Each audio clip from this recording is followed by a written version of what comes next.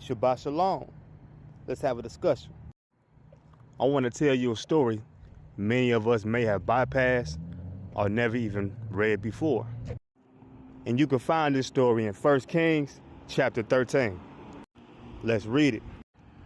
And behold, there came a man of God out of Judah by the word of the Lord unto Bethel.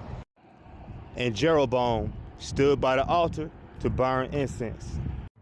And he cried against the altar in the word of the Lord, and said, O altar, altar, thus saith the Lord, behold, a child shall be born unto the house of David, Josiah by name, and upon thee shall he offer the priest of the high places that burn incense upon thee, and men's bones shall be burnt upon thee. So we see several prophetic messages coming to this man of God through the mouth of the Lord. And he gave a sign the same day, saying, This is the sign which the Lord hath spoken. Behold, the altar shall be rent, and the ashes that are upon it shall be poured out. And it came to pass, when King Jeroboam heard the saying of the man of God, which had cried against the altar in Bethel, that he put forth his hand from the altar, saying, Lay hold on him. So the king was mad about the man of God delivering a message from the Most High. And his hand which he put forth against him dried up, so that he could not pull it in again to him. Lesson: when the carnal powers of this world refuse to hear the word of the Lord and attempt to lay their hands on the anointed, hands dry up. Remember that. The altar also was rent, and the ashes poured out from the altar, according to the sign which the man of God had given by the word of the Lord. So immediately this sign manifested itself. And the king answered and said unto the man of God, Entreat now the face of the Lord thy God, and pray for me, that in my hand may be restored me again. And the man of God besought the Lord, and the king's hand was restored him again, and became as it was before. When God touch them, they always come running back to you, don't they? The one they tried to persecute. And the king said unto the man of God, Come home with me, and refresh thyself, and I will give thee a reward. And the man of God said unto the king, If thou wilt give me half thine house, I will not go in with thee, neither will I eat bread nor drink water in this place. For so it was charged me by the word of the Lord, saying, Eat no bread nor drink water, nor turn again by the way that thou camest. So he went another way, and returned not by the way that he came to Bethel. Now there dwelt an old prophet in Bethel, and his sons came and told him all the works that the man of God had done that day in Bethel. The words which he had spoken unto the king, them they told also to their father. So the Most High had him on a mission. Go straight, fast, and I'll tell you the rest. A prophet of God heard what this man of God did by way of his sons. And their father said unto them, What way went he? For his sons had seen what way the man of God went, which came from Judah. And he said unto his sons, Saddle me the ass. So they saddled him the ass, and he rode thereon, and went after the man of God, and found him sitting under an oak, which are indigenous to the Americas. And he said unto him, Art thou the man of God that camest from Judah? And he said, I am. Then he said unto him, Come home with me and eat bread.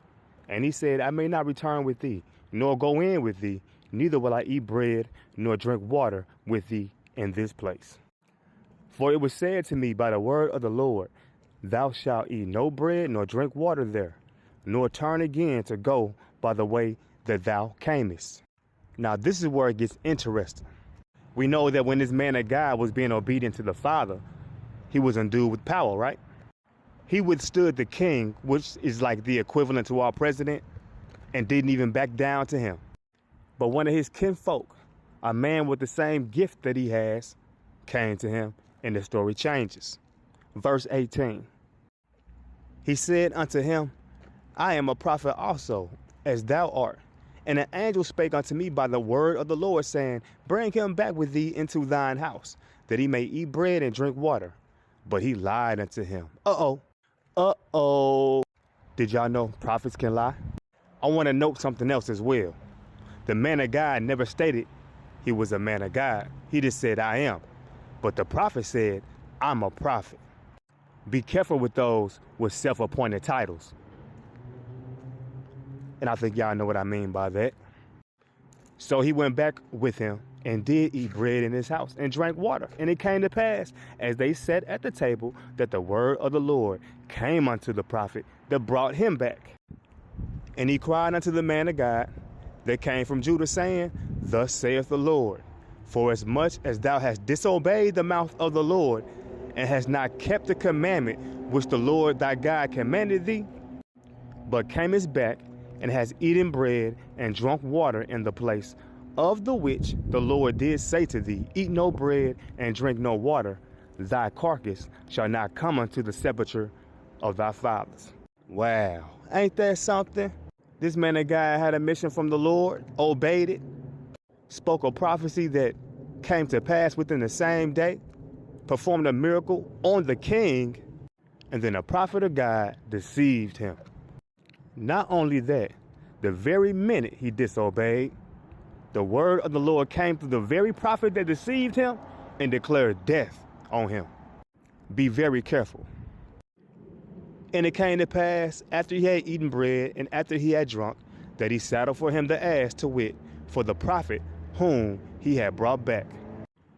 And when he was gone, a lion met him by the way and slew him, and his carcass was cast in the way, and the ass stood by it. The lion also stood by the carcass.